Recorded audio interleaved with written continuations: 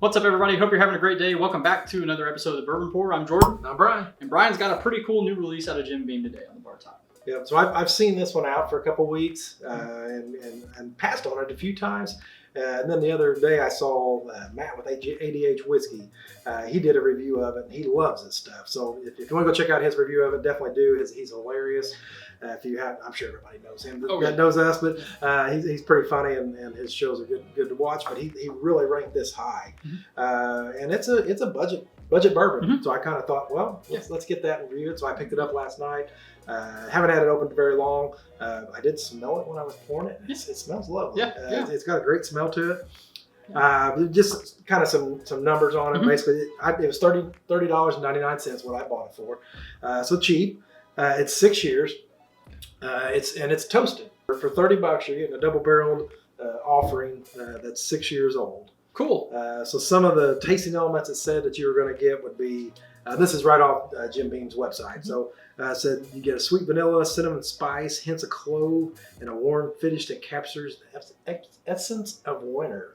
Because this is the Winter Reserve, right? The Winter Reserve. I don't know if I even said that. That's all right. Jim Beam Winter Reserve. Yeah. And then it just said that if you wanted to add a special twist to your old fashioned, it would make a nice seasonal old fashioned. So I thought that was kind of cool. And then I thought we could try it out and see what we think about it. A great idea.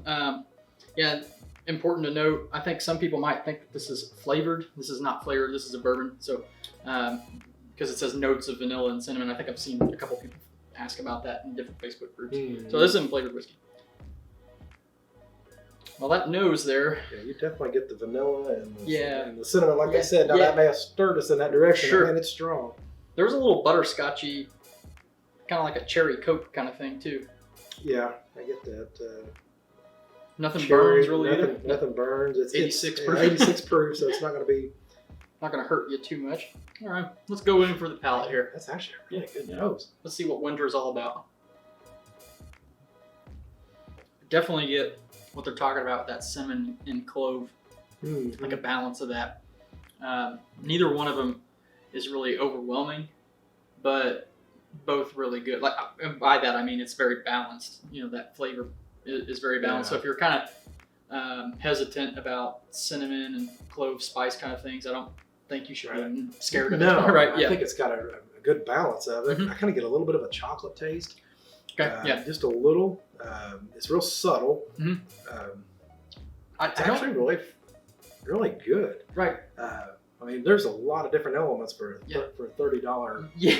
The 86 proof too, right? Yeah. One thing is, on the initial sip, I couldn't really pick up anything that would lead me to believe that it was toasted. You know, a lot of times, sometimes when you smell or taste something that's been toasted, you can kind of, for me, it's kind of like a coffee espresso kind of thing, and I don't get anything off that, at least on the initial sip. And it was toasted in a char 4 barrel.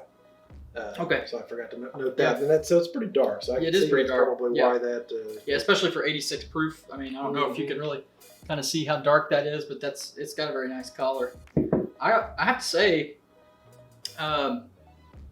especially for the price point, I'm a big fan of that. Yeah. And winter. It says winter, but I would almost think fall and sitting around a campfire. For sure. That'd be refreshing with a marshmallow. Oh, yeah. You know what? Once you said that, a little marshmallow kind of, I almost, like, what is that? And then you said marshmallow. I get that. That kind of came through on the palate. Kind of taste. I didn't pick that up on the nose, but the palate definitely like a little toasty marshmallow kind of thing. I think this will be a hit at Christmas time too, because, you know, your family kind of gets together. This is a low entry, cost point to share, and 86 proof. Everybody can handle that. So, given the name, I'm going to guess it's a seasonal offering. It's going to be only around winter time. Or maybe that's something that I'm sure. Hopefully, they plan on bringing this back. But the price point on this got me thinking. This is something. Are we as an industry or as just bourbon drinkers? Are we sleeping on Jim Beam and their bottom shelf offerings? Right. Because they put out Jim Beam the 7-year 7-year. statement. Yeah. That was delicious. $25.